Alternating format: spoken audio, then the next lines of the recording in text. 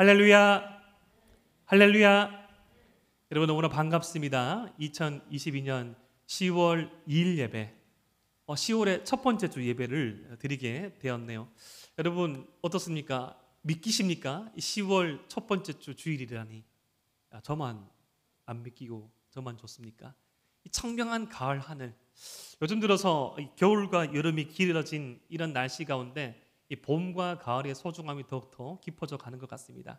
무엇보다 은혜 받기 좋은 날씨, 무엇보다 사랑하기 좋은 날씨, 무엇보다 예배드리기 좋은 날씨인 이 가을에 우리 믿음의 열매를 맺는 저와 여러분 되시기를 주님의 이름으로 축복하며 이 시간 우리를 향하여서 이렇게 한번 선포했으면 좋겠습니다. 믿음의 열매를 맺으십시다. 시작.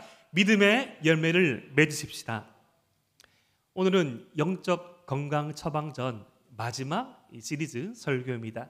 4차례에 걸쳐진 영적 건강 처방전 설교를 하면서 저는 원래 있던 그 책에 10개의 주제 가운데 4개를 의도적으로 뽑았습니다. 그 첫 번째가 이 갈급함에 대한 그런 질문이었고, 두 번째가 사랑에 관한 질문이었고, 세 번째가 하나님의 임재에 관한 질문이었고, 오늘 네 번째는 생명에 관한 질문입니다. 오늘 원래 제가 참고하고 있는 이 도널드 휘트니의 영적 건강 처방전, 여기에 실려 있는 원 제목은 이렇습니다. 다른 사람의 영적 물질적 필요에 더 관심을 갖고 있습니까? 좀 왠지 안 와닿았어요. 제가 오늘 설교 말씀 말미에 나눌 수도 있지만, 우리가 이렇게 예배를 드리면서 우리가 이렇게 전심으로 주님 앞에 나오지만 때로는 내가 이런 고백들을 할 수 있나, 때로는 내가 이 말씀에 아멘하고 있지만 좀 너무 좀 오버스러운 게 아닌가라는 연약한 그런 마음이 들 때가 있죠. 좀 완곡해서 제가 이 제목을 바꾸려고 했는데, 그래서 타인에게 관심을 더 갖고 있습니까? 라고 해봤습니다. 이것도 너무 이 타인이라는 이 단어가 어쩌면 이웃이라 원래 칭해야 되는데, 성경적인 용어에서는 이웃이라 칭해야 되는데 이웃에 더 큰 관심을 갖고 있습니까? 라고 해야 되는데 질문되어지는 거예요. 이웃에게 관심이라니 내게도 관심이 없는데, 타인에게 관심이라니 우리 자신에게도 관심이 없는데, 어떤 이 생명의 어떤 타인을 비롯한 하나님께서 창조하신 이 창조 세계에 관한 이 관심, 저는 이것을 생명으로 요약해 보았고, 그리하여서 이 생명에 관심이 있습니까라는 제목을 지어봤습니다. 사랑하는 에바라위 청년 여러분, 우리가 지난주에 다루었던 하나님의 임재에 더 민감하고 있는가? 이 하나님의 임재가 가장 아름답고 가장 실제적이고 가장 우리가 눈으로 볼 수 있고 체감할 수 있는 그 임재의 자리가 여러분 혹시 어딘 줄 아십니까? 이 자리라고 하여서 이 장소적인 질문으로 받아들일 수 있겠지만, 하나님의 임재가 가장 아름답게, 가장 영광스럽게, 가장 능력 있게 받아들일 수 있는, 이 표현될 수 있는, 실제적으로 나타날 수 있는 그 어떤 곳, 그 장소, 그 존재는 저는 다름 아닌 한 생명, 한 사람이라고 생각됩니다. 소망 없던 인생이, 주를 알기 전에는 희망 없던 인생이, 자신을 비롯하여서 그 어떤 존재도 받아들일 수 없던 존재가 하나님의 임재를 맛보고 하나님의 임재 가운데 사랑과 그 하나님의 사랑으로 말미암아 새롭게 소생되어지는 그 영적인 거듭남, 영적인 여정의 출발을 경험하면서 믿음이 성장하고 성숙할 때 그 사람이야말로, 그 한 생명이야말로 하나님의 임재가 가장 아름답게, 가장 강력하게 드러나는 저는 존재라고 생각합니다. 특별히 이 하나님의 임재가 가장 아름답게 아름답게 강력하게 이 발휘되어지는 이 생명 한 사람에 관한 말씀을 나누기 위해서 저는 특별히 우리가 너무나 잘 알고 있는 오병이어 사건 본문을 선택해 봤습니다. 여러분 주일학교 한 번씩 영점 성교학교 통과해보고 겨울 수련회 한번 지내보면 한 번씩은 들었던 말씀이 바로 오병이어 기적 사건 아닙니까?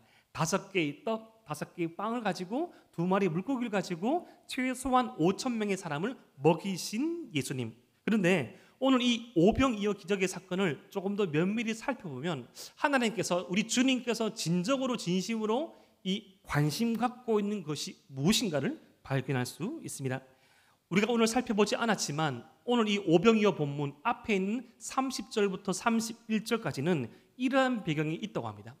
예수님의 이 사명을 받고 이 제자들이 둘씩 짝을 지어서 이스라엘 전역에서 특별히 유대인들이 모여있는 지역을 중심으로 하여서 전도 여행을 마치고 왔습니다. 열심히 사역했습니다. 열심히 일했습니다.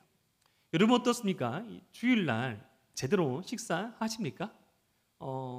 우리 교회 같은 경우에는 아침에 오전에 주일학교가 있고 그리고 이제 1시 반에 우리 청년부 예배가 있어서 개나마 이 갭이 좀 있어가지고 점심을 먹을 수 있을 것만 같지만 못 먹을 때로 상당히 많습니다.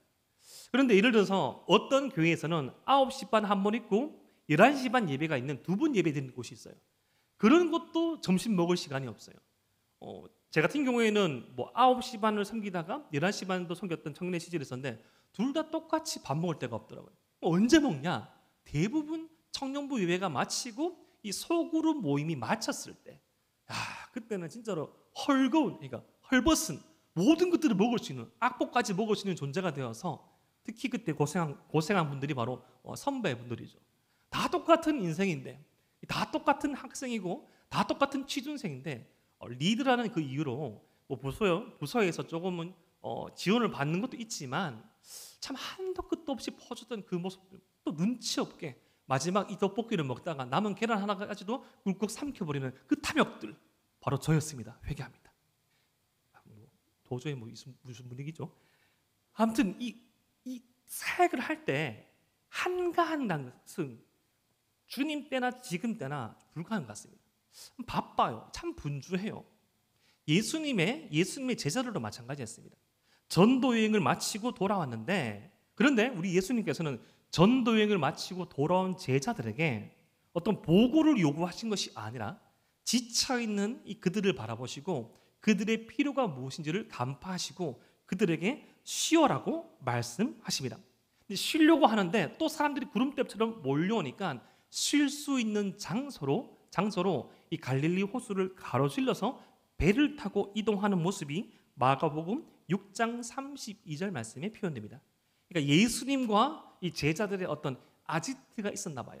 이 갈릴리 해안 어느 부분에 말씀을 나누고 교제하고 식사를 하고 쉬던 그런 곳이 있었나 봐요.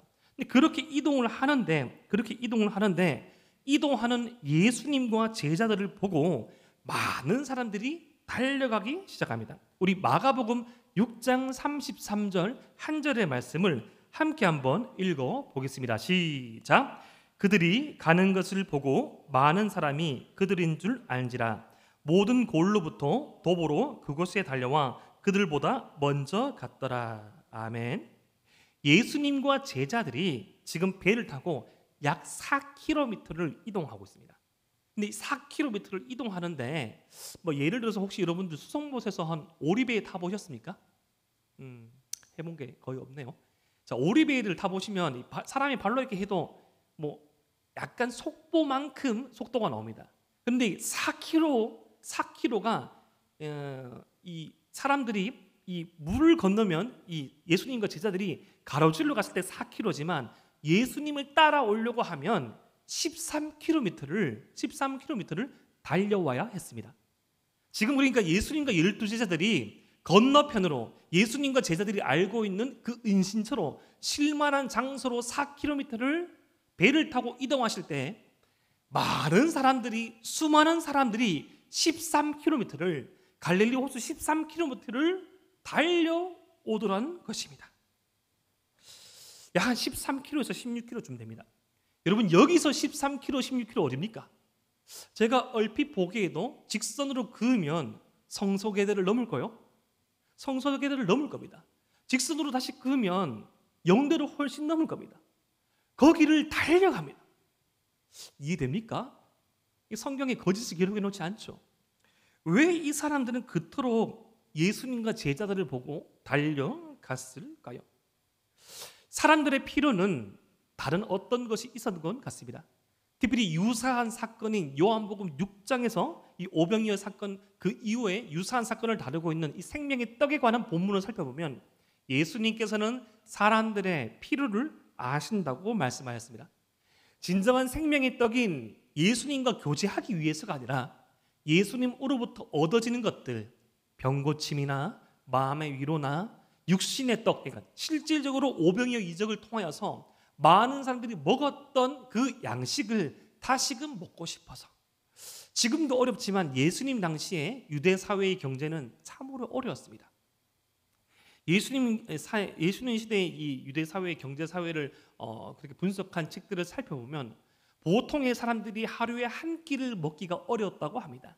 예수 시대의 예루살렘이라는 요아킴 예레미야스가 쓴 그 책을 살펴보면 평균적으로 이 이틀에 걸쳐 가지고 한 끼 반 정도를 먹을 가망이 상당히 많다고 합니다. 그러니까 먹을 게 없는 거예요. 먹을 게 없는데 그 상태에서, 그 상황에서 예수님께서 그 엄청난 이 사건들을 일으킨 걸 보고, 그리고 예수님의 제자들이 그 권능과 능력을 행하는 것을 보고 사람들이 원함이 있어서, 필요한 거에 있어서 그렇게 이동했다는 것이죠.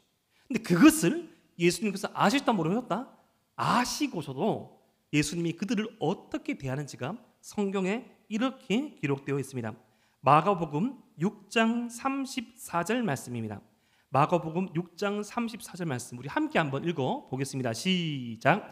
예수께서 나오사 큰 무리를 보시고 그 목자 없는 양 같음으로 인하여 불쌍히 여기사 이에 여러 가지로 가르치시더라. 아멘. 예수님께서 그 무리들을 보시고, 큰 무리를 보시고 목자 없는 양처럼 여기시고 불쌍히 여겼다고 합니다. 여러 가지 니즈를 가지고 지금 예수님께서 본론적으로 이 복음서 말씀을 통해서 주시려는 이 전인적인 구원보다는 어떤 물질적인 필요, 육체적인 회복, 마음의 위로를 청하고 있는 그들의 필요를 아시지만 그 큰 무리를 보시면서 어떻게 표현하십니까?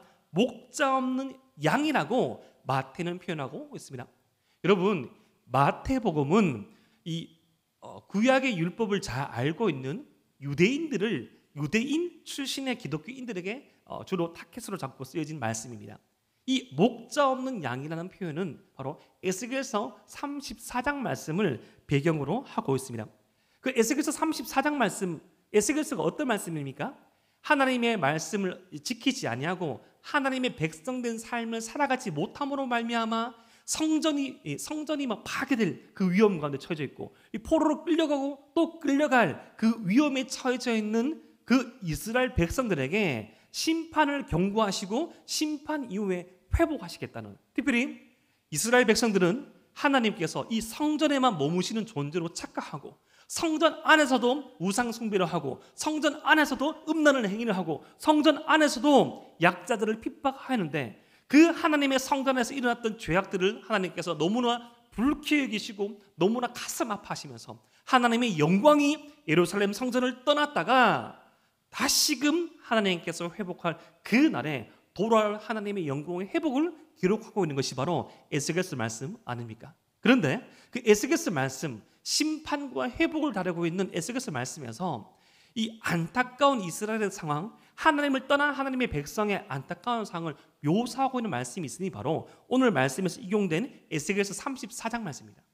특별히 하나님께서는 하나님의 나라를 이 땅 위에 건설하시고 인간 왕, 그리고 왕으로 일컬어지는 목자들을 하나님을 대신하여서 그들을 다스릴 것을, 굴림을 위한 다스림이 아니라 하나님의 창조의 목적에 맞는 삶을 사랑하며 살아갈 수 있는 그런 리더십으로서 목자들을 세우셨는데, 그 목자들이 목자의 역할을 하지 아니하고 양들을 살피지 아니하고 이 양들을 괴롭히고 착취하는 나쁜 목자들이 너무너무 많아서 이제는 어떤 왕이나 어떤 선지자나 어떤 사사를 보내는 것이 아니라 하나님 자신이 직접 목자가 되어서 모든 것들을 회복하시리라 하는 이 말씀이 목자 없는 양이라는 이 한 구절에 담겨져 있습니다. 그 예언의 말씀이 에스겔서 34장 15절과 16절에 이렇게 표현됩니다. 제가 읽어드리겠습니다. 내가 친히 내 양의 목자가 되어 그것들을 누워있게 할지라 주 여호와의 말씀이니라. 여러분, 양으로 묘사된 이스라엘 백성, 여러분, 양은 언제 눕는고 하니 사방의 모든 적이 감지되지 않을 때만 눕습니다. 아무리 배가 불러도, 아무리 목이 타지 않아도, 이 생수를 많이 마셔도 불안하면 절대 눕지 않습니다. 푸른 초장에 누울 수 있는 단 한 가지 이유는 선한 목자가 양들을 책임지고 있다는 평안이 있을 때입니다. 그런데 지금 다시금 하나님께서 자신이 친히 목자가 되어서 의지할 데 없는 저와 여러분과 같은 그 인생이 진정한 평안을 누리게 할 거라고 말씀하시고, 16절 말씀, 그 잃어버린 자를 내가 찾으며 쫓기는 자를 내가 돌아오게 하며 상한 자를 내가 싸매주며 병든 자를 내가 강하게 하려니와 살찐 자와 강한 자는 내가 없애고 정의대로 그것들을 먹이리라. 주님께서 친히 목자가 되시사 살펴보니까, 이전에 보니까 양과 양들끼리도 사이가 안 좋은 거예요. 양과 양들끼리도 치고받고 싸우는 거예요. 그래서 이제는 양과 양들을 내가 공평하게 사랑으로, 정말로 진정한 이 하나님의 마음으로 보살펴보고 싸매어주고 고쳐주겠다. 내가 친히 목자가 되어서 오겠다 한 그 목자가 예수 그리스도라는 거죠. 이 말씀 되게 중요한 말씀입니다. 다른 이단에서는 이 목자가 그 목자라 말합니다. 이 목자가 예수 그리스도가 아니라 교주라고 말합니다. 절대 여러분 쏘고 안 됩니다. 막 말씀 풀이해가지고 이 목자가 그 목자다, 그 목자가 뭐 이시성을 가진 누구다, 절대 믿으면 안 됩니다. 참된 선한 목자는 주님밖에 없습니다. 그 선한 목자 되신 우리 주님께서 그 목자의 마음을 가지고 이 땅에 오셨는데, 이 너무나 사랑하는 마음을 가지고 살펴보니 목자 없는 양같이 불쌍히 여긴 그 마음이 생겼다는 것이죠. 한간에 우리나라 정치가 상당히 많이 시끄럽지 않습니까? 저는 어떤 정치적인 견해를 말씀드리는 것이 아니라 어떤 국정 지도자의 한 말을 가지고 이렇게 들렸다 저렇게 들렸다 막 공방이 많지 않습니까? 저는 어떤 말이 정확한 건지는 판단드릴 수 없지만, 저는 이러한 어떤 이런저런 사태들을 바라보면서 참 가슴 아픈 것 중에 하나가, 이 떠오르는 이미지 하나가 외롭다라는 것이었습니다. 그 어떠한 지도자도, 그 어떠한 정치 세력도 우리 국민들을 진정으로 위한 사람은 누굴까라는 그런 생각이 들었습니다. 여러분, 사랑하는 에바라바의 청년 여러분, 자유는 지켜야 됩니다. 우리가 지켜야 할 분명한 가치가 있습니다. 그 가치를 실현할 인간 지도도 분명히 있고요. 그런데 궁극적으로 하나님께서만이 줄 수 있는 평안이 있습니다. 궁극적으로 우리 예수님만을 통하여서 이루어지는 이 자유가 있습니다. 그것을 실현할 분, 그것을 우리 가운데 이루실 분, 선한 목자 되신 주님밖에 없다는 것입니다. 그 선한 목자 되시는 우리 주님은 오늘 말씀을 살펴보니까 영혼들을 바라볼 때 너무나 불쌍히 여겼다고 합니다. 여러분, 이 불쌍히 여기다는 이 말의 원어적인 의미는 창자가 끊어지다는 그런 의미가 있습니다. 그 당시 고대 히브리인들은, 이스라엘 사람들은 사람의 영혼이 내장이 있어서 이 창자쯤이 있다고 생각했는데, 영혼이 죽는 것만 같은, 육체가 죽는 게 아니고 여러분, 애가 탄다는 그 표현을 넘어서 영혼이 죽는 것만 같은, 너무나 가슴 아프고 너무나 비통하고 너무나 슬픈 그 마음이 목자 없는 양같이 요리하는 그 백성들을 바라보시고 우리 주님께 드렸다는 것이죠. 예수님의 관심은 양 한 마리입니다. 예수님의 관심은 양입니다. 한 사람 한 사람이 하나님의 창조의 목적에 맞게 그 창조의 형상이 회복되어서 살아가는 것, 목자 없는 유리하는 삶이 아니라 하나님의 그 디자인하신 가장 복된 삶을 사는 것, 무엇을 하느냐보다, 어떤 집에 사느냐보다, 어떤 일을 하는 것보다, 어떠한 집에 있고 어떠한 일을 하고 어떠한 위치에 있든지 하나님의 사랑으로 말미암아, 하나님의 사람됨으로 말미암아 사랑을 살아가고 사랑을 누리고 사랑을 실천하고 살아가는 그 선한 목자를 따르는 양의 삶을 주시기를 우리 주님은 그토록 애통해 하시고 기다리고 계신다는 것입니다. 사랑하는 에바라의 청년 여러분, 특별히 이런 하나님의 목자되심, 주님의 목자되심, 우리의 양되심을 아주 잘 드러낸 가장 대표적인 말씀이 시편에 있는데, 혹시 몇 편인지 아십니까? 감사합니다. 23편입니다. 시편 23편에 보면 여러분, 가장 많이 강조된 말이 하나 있는데 내가란 말입니다.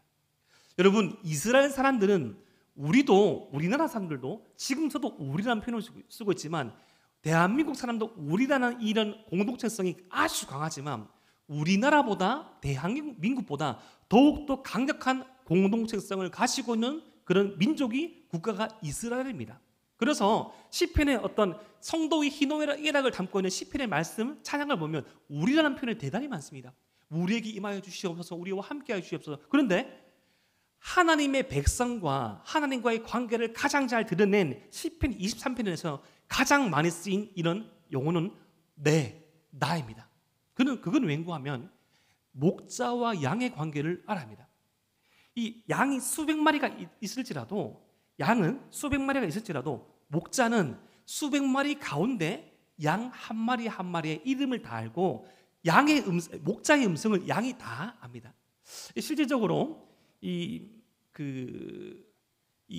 이스라엘 목자의 삶을 연구한 케네스 베일리라는 신학자가 쓴 이 책을 살펴보면 그가 실제적으로 이스라엘에서 머무면서 살펴본 이 묘사가 이러한데요. 그 당시에 잠시 영국군이 이스라엘을 다스린 적이 있었습니다. 통치하는 때가 있었는데 이제 영국군이 이스라엘을 보호하고 다스리다 보니까 이스라엘에 있는 어떤 물건들도 동물들도 함께 통치하는데 양이 다 섞인 거예요. 예를 들어서 범호동에 있는 양, 만천동에 있는 양, 효목동에 있는 양, 세동에 있는 양이 다 섞여가지고 이 누가 누구의 그 소유인지 몰랐는데 그 각 동네에 있는 목자들을 다 불렀는데 양이 다 섞였는데 어떻게 분간해낼 수 있죠? 라고 하니까 목자들이 웃었답니다. 아유, 군인이라서 뭐 선생님이라 말할 수 있고 아니면 계급을 불릴 수도 있겠죠. 걱정하지 마십시오. 양들은 목자의 음성을 다 압니다. 영국군이 되게 웃었대요. 어떻게 수백 마리가 섞였는데 압니까? 라고 했는데 말과 동시에 수백 마리가 섞여져 있는 양무리 가운데 예를 들어서 범호동의 목자가 양의 이름을 부르니까 독특한 성조로 부르니까 그 양이 따락 뛰어나오는 거예요. 또 만천동에 있는 목자가 또 독특한 성조로 음색으로 또 부르니까 또 뛰어오는 거예요. 한 마리, 두 마리, 세 마리, 네 마리 다 뿔뿔이 흩어져 가지고 자기의 목자에게 가더라는 것입니다. 이스라엘에서 이 목자는 양을 무리로 다스리고 있지만 무리로 보살피고 있지만 그 무리 가운데 한 마리를 다스리는 것이 한 마리를 보살피는 것이 선한 목자입니다. 공동체로 있지만 무리로 있지만 사랑하고 아끼는 그 출발은 한 마리입니다. 우리 주님께서는 저와 여러분들을 사랑하시고 우리 인류의 구원을 위해서 이 땅 가운데 오시고 공생의 사역을 하시고 성육신 하셨지만 우리 주님의 그 사랑의 출발점은 여러분 한 사람입니다. 공동체를 사랑하시는 하나님의 마음과 더불어서 그 사랑의 출발은 저와 여러분 각각의 한 사람이라는 것입니다. 여러분은 그 한 사람이, 여러분의 그 한 영혼이, 저의 그 한 영혼이 어떻게 더욱더 주님을 닮아가는가, 어떻게 어떠한 마음의 필요를 가지고 살아가는가, 어떻게 주님을 예배하는가, 어떻게 주님께 그 마음을 표현하고 있는가 라는 그 한 사람에 대한 그 필요를 하나님께서, 주님께서 가장 크게 가지고 계시다는 것입니다.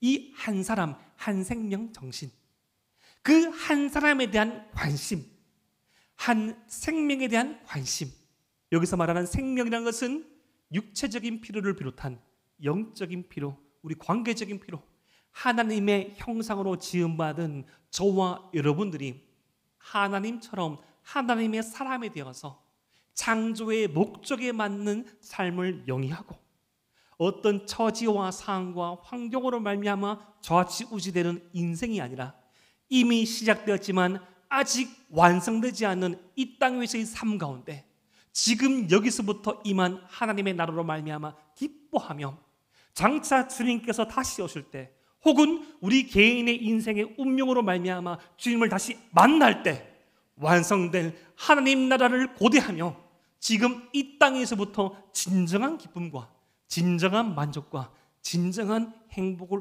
누리는 것, 한 사람이 그것을 누리는 것, 그로 말미암아 풍성한 삶을 사는 것, 이것이 주님의 가장 큰 관심이요, 이것이 주님을 사랑하는 저와 여러분들의 관심이 되어야 한다는 것입니다.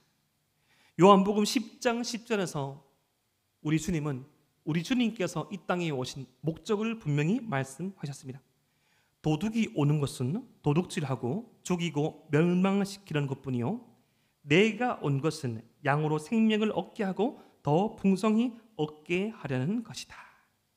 우리 주님은 여러분들보다 더욱더 우리 필요에 민감하십니다. 사실 저와 여러분들은 참 많이 연약하여서 눈앞에 어떤 문제와 맞닥뜨려 있는 어떤 넘어야 될 산과 생애 주기에 맞춘 우리 자신을 바라보기에도 좀 더 떳떳하고 나를 지지하고 나를 응원하고 나에게 힘이 되는 그 분들에게도 더욱더 떳떳할 수 있는 그 어떠한 결과가 내 마음속에 우리 마음속에 큰 원함으로 다가올 때가 있습니다. 우리 주님도 아세요.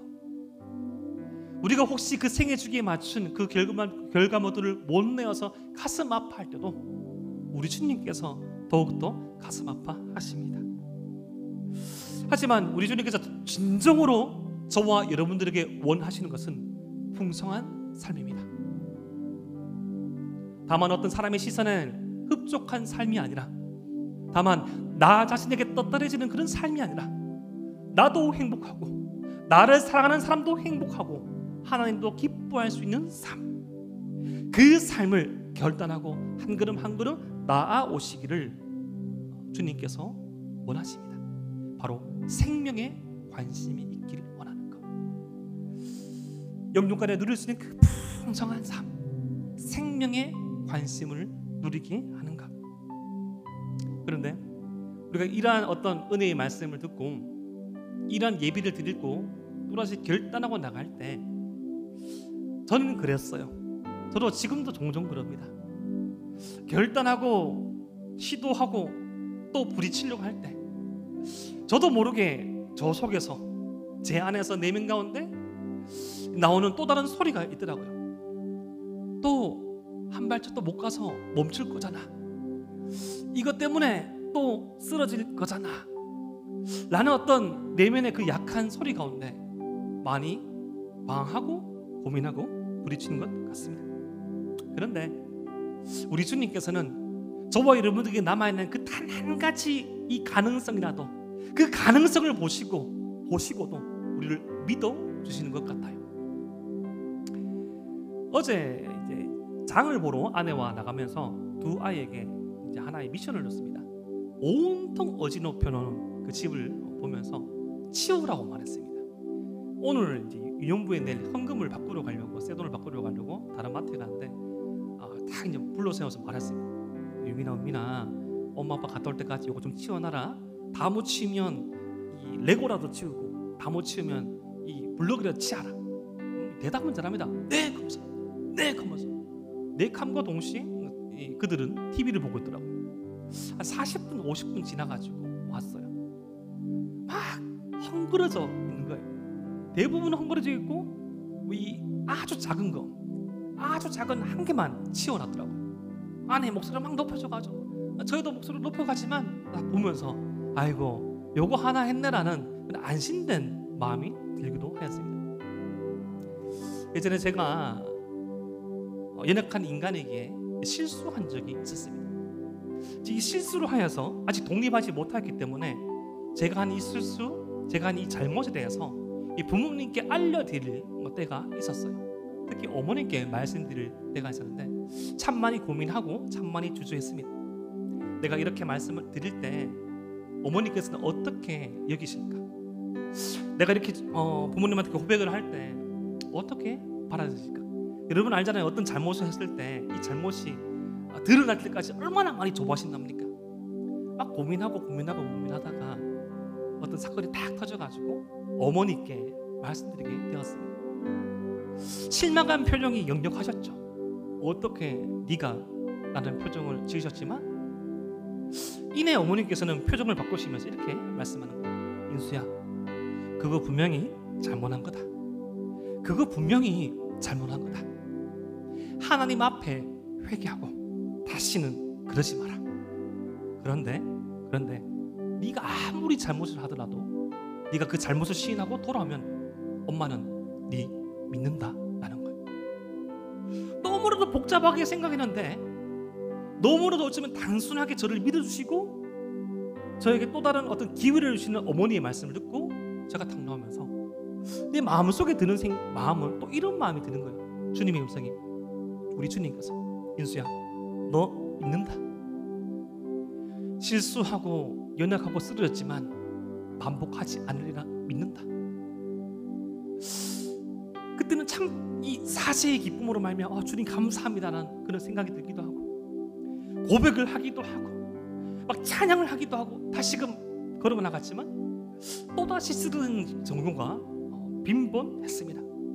그런데 우리 주님께서는 그 단 한 가지의 이 단 0.01%의 그 가능성을 바라보시더라도 믿어주시더라고요.